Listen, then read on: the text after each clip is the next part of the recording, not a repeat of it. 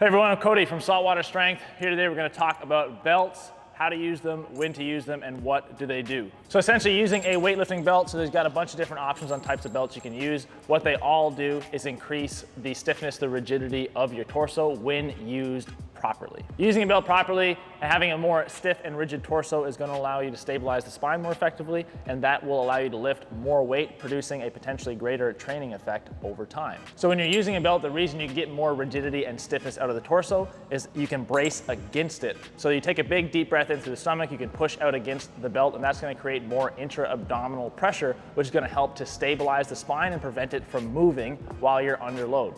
So having that extra intra-abdominal pressure, being able to brace into the belt, also allows you to create more intramuscular pressure through all of the muscles surrounding your core, so the full 360 degrees, all of this area. It allows them to brace harder, contract harder, and apply more force. That's also going to help you to lift more weight safely. Belts can also potentially provide a psychological benefit, especially when you are used to training with them and used to using them for your heavy weights. So when you put the belt on, it can be a trigger that you have mentally that you can approach a heavy weight. It's also, if you feel more secure and more stable with your belt on, that can make you more confident when you're under a heavy barbell.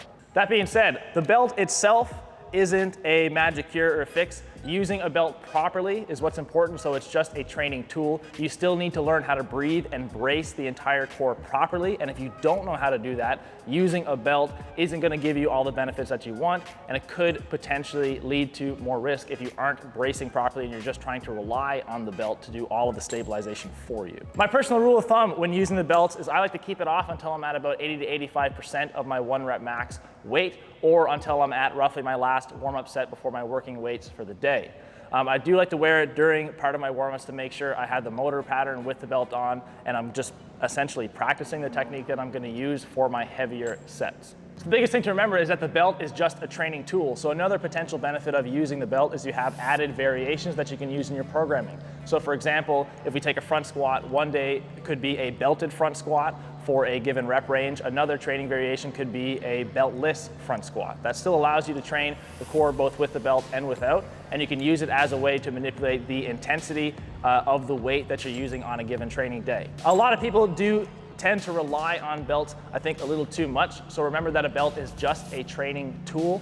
You don't have to ever wear them, especially if your goal is just general health or to be generally fit. You absolutely don't need a belt to achieve those goals. In my opinion, if your goal is to be as strong as possible, or if you're a competitive weightlifter or powerlifter, a belt is a very valuable tool to have in your training arsenal.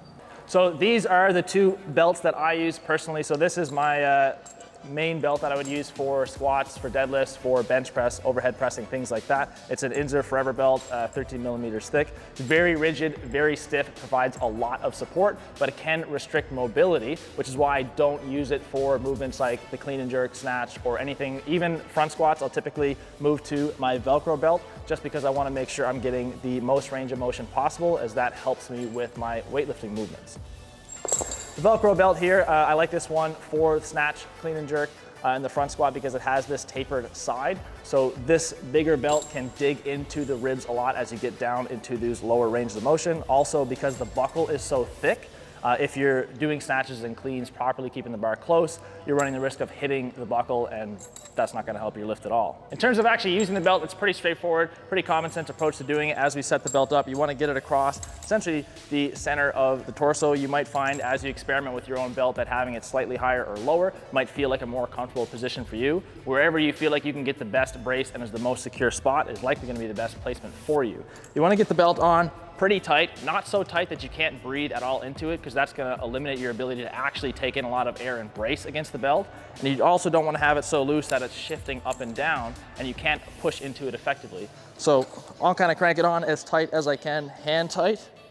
From here, I can still get a couple fingers underneath the belt. There's a little bit of room that I can take a nice big deep breath in, brace against the belt, full 360 degrees of pressure. So I want to feel the secure against the belt all the way, not just pushing my stomach out forward into it. I want to secure the entire trunk, the entire torso, make sure I'm as stable as possible under the bar or before I address the bar to pull it. I hope you enjoyed learning a little bit about belts today. If you have more questions, feel free to drop them in the comments or send us a message. The most important take home to remember is that the belt itself isn't what is doing the work. You need to be doing the work and bracing into the belt. It's just a training tool.